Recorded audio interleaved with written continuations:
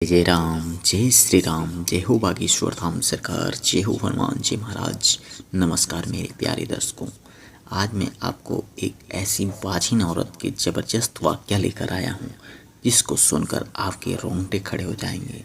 आखिर कैसी उस बाझिन औरत ने उसके ऊपर कौन सी कृपा बरसी कि उसकी भी औलाद हो गई। तो आइए मित्रों, बिना किसी देरी किए इस वाक़या को शुरू कर लेते हैं।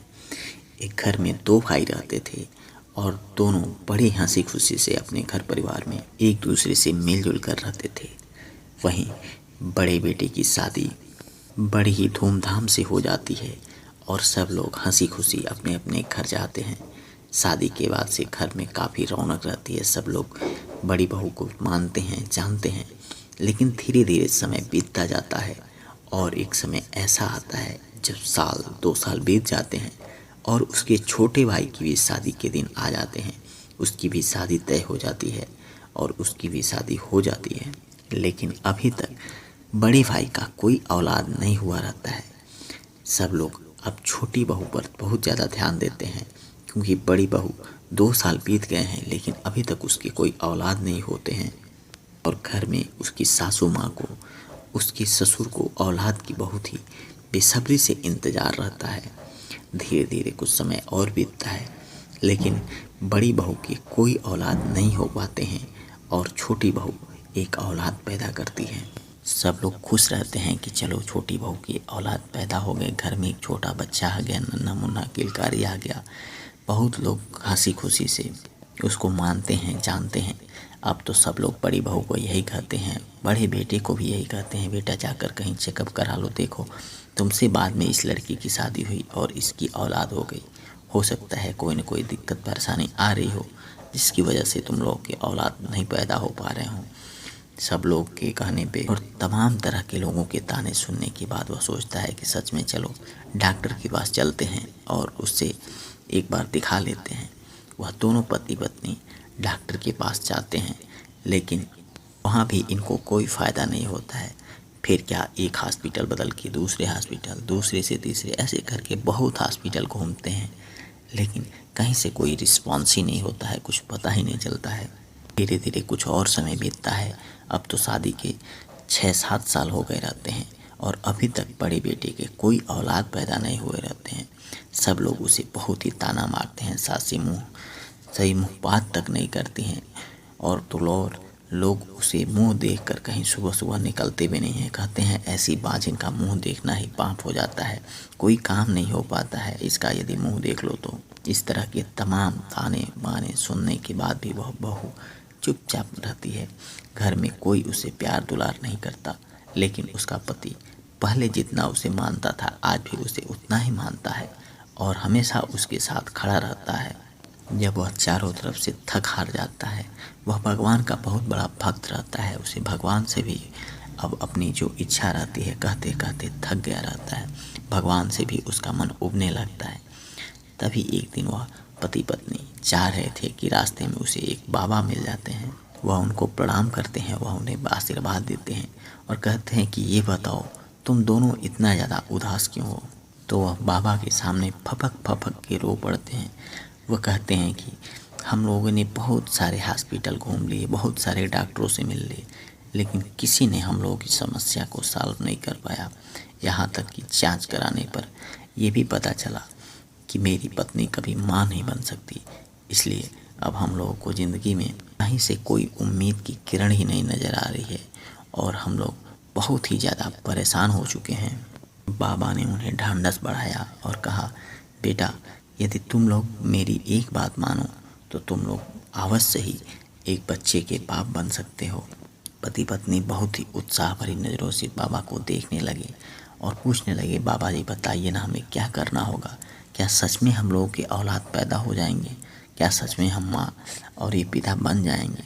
उसकी पत्नी बहुत ज़्यादा भावुक हो गई थी क्योंकि पहली बार तो कोई ऐसा भी इंसान मिला था जो कहा था कि हाँ तुम लोगों के औलाद पैदा हो सकते हैं। क्योंकि इतना दिन भटकते भटकते आज तक उन्हें उम्मीद की एक किरण तक नज़र नहीं आई थी और ये बाबा कह रहे थे कि आप लोगों के भी औलाद पैदा हो जाएंगे। वे दोनों पति पत्नी बाबा के पैरों पर गिर पड़े और उनसे पूछने लगे। फिर बाबा कहे कि देखिए भगवान भोलेनाथ में इतनी ज़्यादा शक्ति है कि वे असंभव को भी संभव बना सकते हैं, और यदि उनकी कृपा बन जाए तो दुनिया का कोई ऐसा काम नहीं होगा जो पूरा ना हो सके। वो सब पूछने लगे कि हम लोगों को क्या करना चाहिए बाबा, जल्दी बताइए ना हम लोगों को क्या करना चाहिए। बाबा ने कहा, देखो मैं तुम्हें मदार की जड़ का एक सिंपल सा उपाय बताता हूँ। यदि तुम सोमवार के दिन मदार की जड़ को ले लो और उसे शिवलिंग से छुआकर उसे पत्नी के कमरे में बांध दो, और उसके बाद भगवान भोलेनाथ की भक्ति भावना, प्रार्थना और पूजा पाठ में मग्न हो जाओ, तुम निश्चित ही एक बच्चे की माँ बन सकती हो। वह दोनों पति पत्नी बहुत ही ज़्यादा उत्साहित थे। वे बाबा को प्रणाम किए और उनसे आशीर्वाद लेकर वापस घर आ गए। घर आकर अगले दिन जब उसका पति मदार की जड़ को लेने के लिए बाहर निकल गया और बाबा के बताए गए उपाय के अनुसार मदार की जड़ को लाकर उसे शिवलिंग से छुआकर उसे कमर में बांध दिया, उसके कुछ दिनों के बाद उस मदार की जड़ को ले जाकर वह रंग पे अर्पित कर दिया। इसके बाद धीरे धीरे वे इंतजार करते रहे, भगवान की भक्ति भाव पूजा प्रार्थना करते रहे। 1 महीने बीत गए, 2 महीने बीत गए, लेकिन कहीं से कोई खुशखबरी की कोई सुबगाहट ही नजर नहीं आ रही थी। एक दिन की बात है, वह अपनी छोटी देवरानी के बच्चे को खिला रही थी, उसके साथ बैठी हुई थी। तभी अचानक उसके पेट में बहुत तेजी से दर्द पैदा हुआ। वह घबरा गई, आखिर अचानक ऐसा दर्द उसे पहले कभी नहीं हुआ था। वह भागी भागी अपने पति के पास गई और जाकर बताने लगी, लेकिन थोड़ी देर में वह दर्द शांत हो गया। पति पत्नी इस बात को लेके बहुत ही ज़्यादा चिंतित थे कि आखिर बाबा के बताए हुए प्रयास के बाद भी हम लोग को औलाद क्यों नहीं पैदा हो रहा है। लेकिन कुछ समय बीता और फिर से वह दर्द काफ़ी तेज़ी से बढ़ने लगा। वे पति पत्नी भागे भागे अस्पताल गए और अस्पताल में जाकर जब वो अल्ट्रासाउंड कराए तो जो रिपोर्ट आई वो उन दोनों को चौंका देने वाली थी। डॉक्टर ने बताया कि आपकी पत्नी गर्भ से है और यह माँ बनने वाली है। अब तो उनकी खुशी का कोई ठिकाना नहीं रहा। वे दोनों घर आए और भगवान की भक्ति भाव में डूब गए। भगवान भोलेनाथ की इतनी ज़्यादा पूजा की, इतना ज़्यादा पूजा की कि पूछिए मत।